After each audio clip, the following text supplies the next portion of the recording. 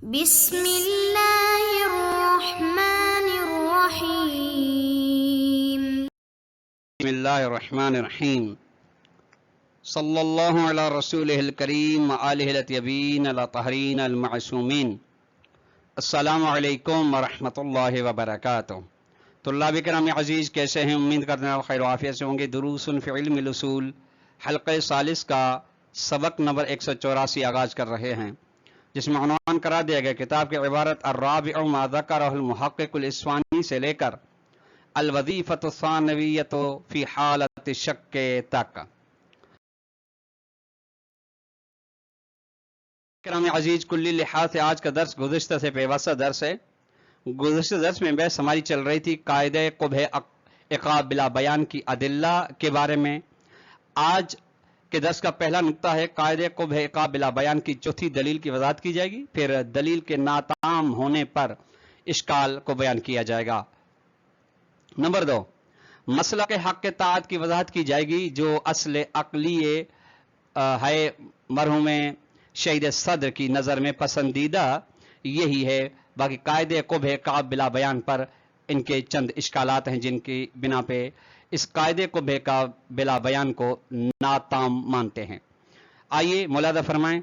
دلیل قاعدے قبح کا بلا بیان کی یہ ہے، ما ذکر المحقق الاصفہانی ایضاً، نیز محقق اصفہانی نے یہ بھی دلیل بیان کی ہے، تعمیقا لقاعدۃ قبح العقاب بلا بیان.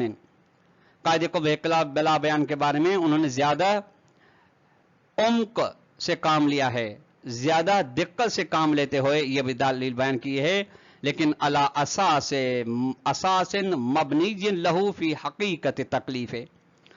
لیکن اس میں جو ان کی قاعدے قبح عقاب بلا بیان کو ثابت کرنے کی روش ہے وہ تکلیف کی حقیقت پر موقوف ہے، یعنی اس کا مبنا حقیقت تکلیف ہے.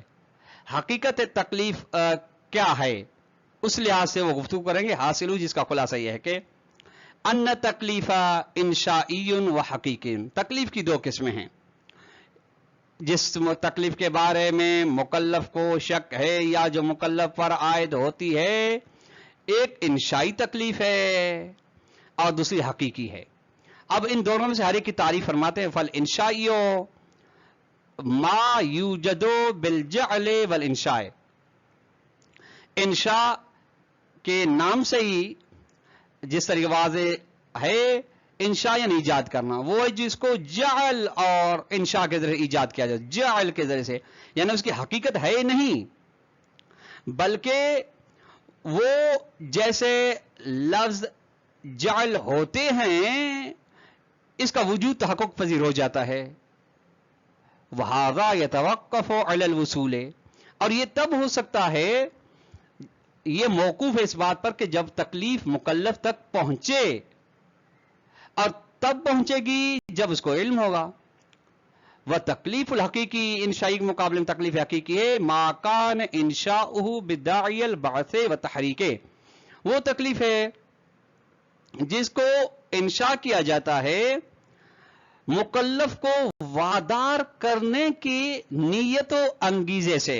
یعنی انگیزہ انشاء تکلیف حقیقی کا اس لیے تاکہ مکلف وادار ہو اس حقیقت یعنی اس منفعت اور مصلحت تک پہنچنے کے لیے یا مضرت سے بچنے کے لیے.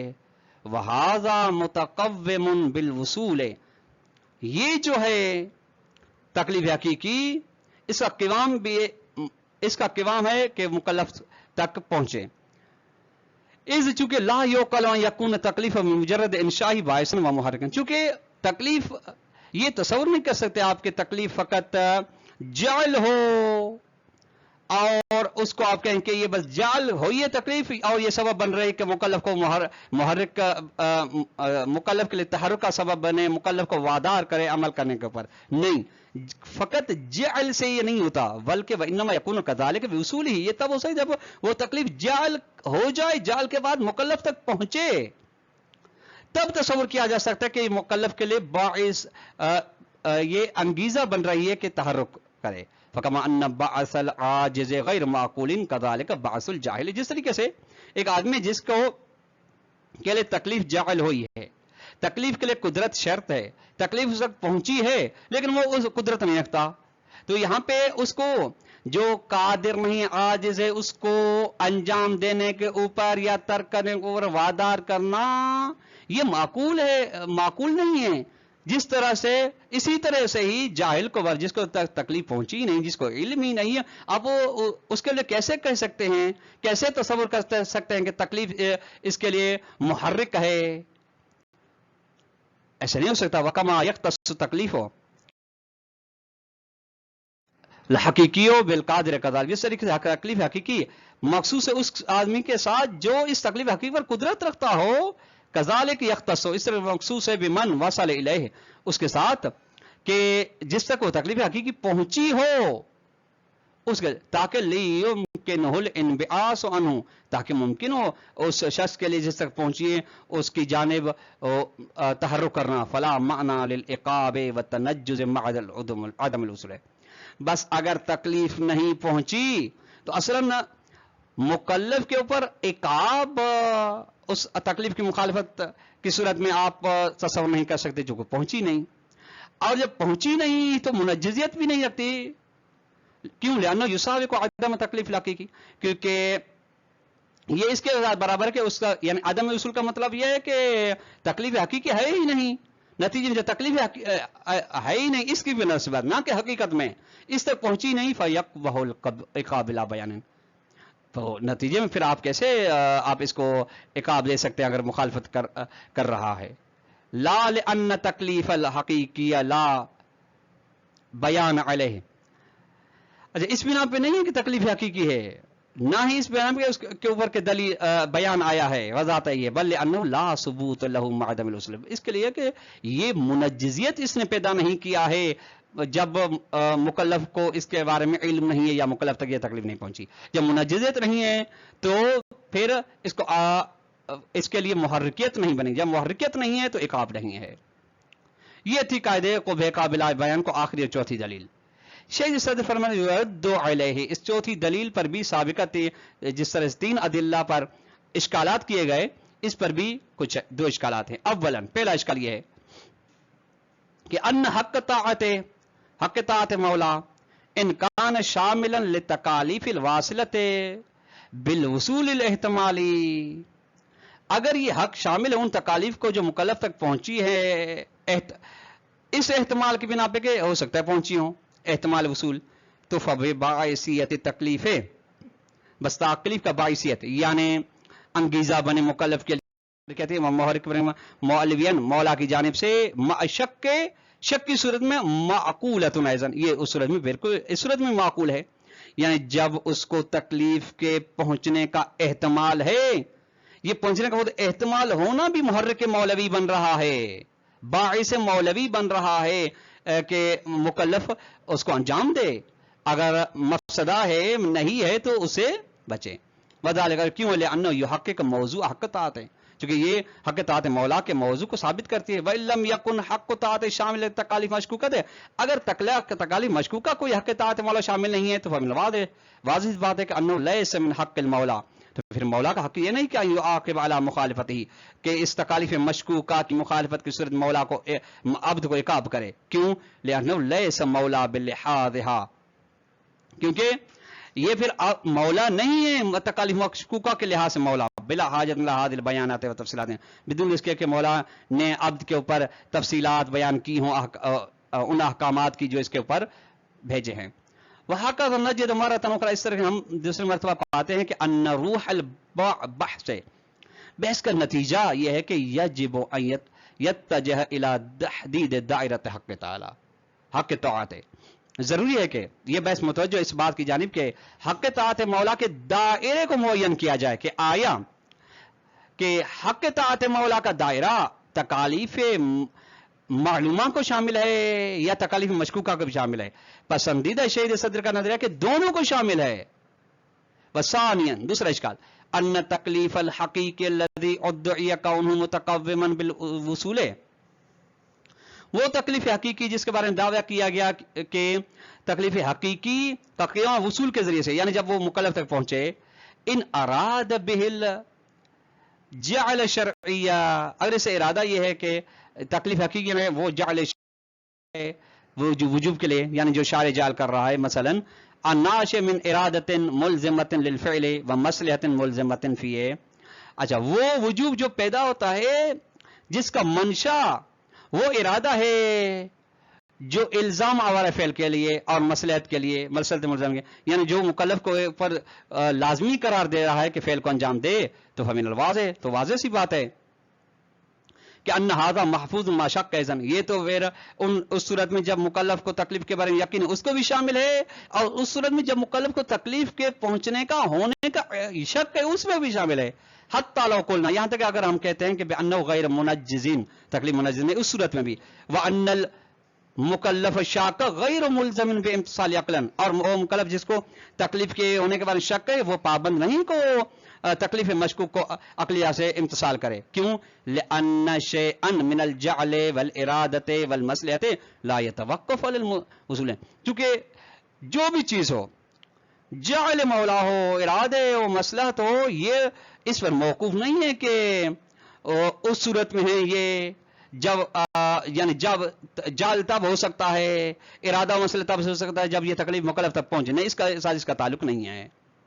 وَإِنْ أَرَادَ بِهِ، اگر اسے مراد یہ ہے کہ مَا كَانَ مَقْرُونًا بِدَاعِي الْبَعْثِ وَتَحْرِيكِ، کہ وہ جو متصل ہو، یعنی وہ تکلیف جو مکلف اس انگیزے کے ساتھ کہ مکلف کو وادار کیا جائے انجام دینے کے لیے، تو فَلْنَفْتَرِض، ہمیں چاہیے کہ فرض کریں کہ أَنَّ هَذَا غَيْرُ مَعْقُولٍ بدون وصول لن، کہ یہ اصل میں تصور نہیں کی جا سکتی اس صورت میں جب آپ یہ کہتے ہیں کہ مکلف تک یہ تکلیف نہیں پہنچی، الا لیکن ان ذالک لا ینحل بحث، یہ بحث کو نہیں روکتی، کیوں؟ لأن شک فی وجود جاعل بمبادئہ، چونکہ شک کس چیز میں ہے کہ مبادئ حکم ہیں یا نہیں ہیں، جعل ہوئے ہیں مبادئ حکم یا نہیں ہیں، وہ کیا ہے مبادئ من الارادۃ والمصلحۃ، ارادے مولا، مصلحت مولا، یعنی ملاک، الملزمۃ موجود علی موجود، یہ دونوں موجود ہیں علی ای حال، ہر صورت میں، حتی ولو لم یکن مقرون بداعی البعث وتحریک،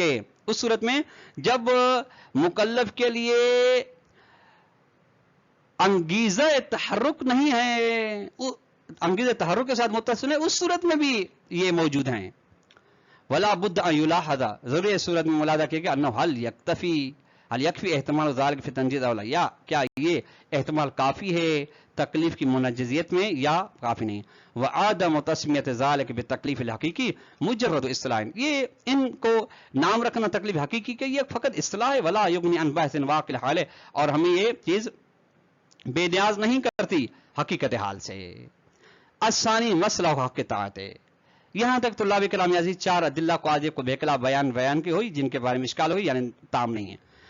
اب مسئلہ کے اطاعت مراد جس کے بارے میں دو تین بار جو کہ اختیار پسندیدہ شدہ نظریہ ہے مرحوم شہید صدر کا، اس کی وجہ ہاکذا نصل الی المسلک، اصل عقلی کے بارے میں ہم پہنچتے ہیں دوسرے مسلک تک، وہ کیا ہے؟ وہ ہوا حق مسئلہ کو حق اطاعت المختار، وہ کیا ہے؟ مکتب حق اطاعت مولا جو مختار شہید صدر ہے، اختیار شہید صدر ہے۔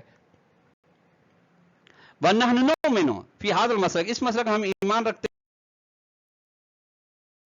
کہ اچھا اس مسئلہ میں ہمارا ایمان یہ ہے کہ بِأَنَّ الْمَوْلَوِيَّةَ الذَّاتِيَّةَ الثَّابِتَةَ لِلَّهِ سبحانہ وتعالی، وہ مولویت ذاتیہ یعنی مولا ذاتاً ہمارا مولا ہے، یہ مولویت ذاتی ثابت ہے خدا کے لیے، یہ مولویت لا تختص بالتکالیف المقطوعۃ، ان تکالیف میں مخصوص نہیں ہے مولا، یعنی فقط ان تکالیف میں ہمارا مولا مولویت ذاتی نہیں رکھتا خدا جو جن کے بارے میں بندے کو علم و یقین ہو، بل تشمل مطلق تکالیف الواصلۃ ولا احتمال، بلکہ ہر قسم کے تکالیف کو شامل ہے، چاہے وہ تکالیف جن کے بارے میں مکلف کو یقین و علم ہو، چاہے وہ تکالیف جن کے بارے میں مکلف کو احتمال ہو کہ ہیں، دونوں کے سلسلے میں مولویت ذاتی خداوند متعال ہمارے اوپر ثابت ہے۔ وہذا من مدرکات العقل العملی، اور یہ اسی چیز کو عقل عملی درک کرتی ہے، وہی غیر مبرہن، اس کے لیے اس دلیل برہان کی ضرورت نہیں ہے کیونکہ وجدانی کام ہے۔ فکما ان اصل حق طاعت للمنعم والخالق مدرک اولی للعقل العملی غیر مبرہن، جس طرح کے نعمت دینے والے، خلق کرنے والے کے لیے حق اطاعت کا ہونا، یہ در کے اولی عقل عملی کا یہ غیر مبرہن کذالک غیر اس کے اوپر برہان نہیں کام کیا، کذالک حدود سعۃ مزید، اس طریقے اس کی حدودیت و محدودیت و عدم محدودیت بھی اسی طریقے سے ہے. وائل اس بنا فی القاعدۃ العملیۃ الاولیۃ، قاعدہ عملی اولیہ کیا ہے؟ یہ اصالۃ الاشتغال ہے. مکلف کو تکلیف کے ہونے کا یقین ہو کہ مجھ تک پہنچی ہیں یا احتمال ہو، دونوں صورت میں اصل یہ ہے کہ مکلف مشغول ذمہ ہے. اس کے بارے میں حاکم کون ہے؟ بے حکم عقل حکم کرتی ہے کہ آپ کا ذمہ مشغول ہے اگرچہ احتمال ہو. معلوم یثبت ترخیص الجاد فی ترک تحفظ علامات تقدم، جب تک مولا کی جانب سے یہ ثابت آپ کے لیے نہ ہو کہ مولا نے اس کو اس کے ترک کرنے کی اجازت دی ہے. پھر مباحث القطع، وہ اس کی بنا میں قط کی مباحث میں یہ بیان کر کے آئے ہیں. فلا بد ضروری من الکلام عن هذا الترخیص، ضروری اس ترخیص کے بارے میں، اجازت مولا کے بارے میں ہم گفتگو کریں اور یہ کہیں کہ مولا کی ترخیص آیا یہاں پہ ثابت ہے یا ثابت نہیں، ہو سکتی ہے یا نہیں ہو سکتی. وَهَذَا مَا يُسَمَّى بِالْبَرَاءَةِ الشَّرْعِيَّةِ، اس کا نام رکھا گیا ہے کہ برات شرعیہ، جس کے بارے میں آگے بحث آئے گی. طلاب کرام عزیز، آج کا درس اپنے اختتام کو پہنچا. السلام علیکم ورحمۃ اللہ وبرکاتہ.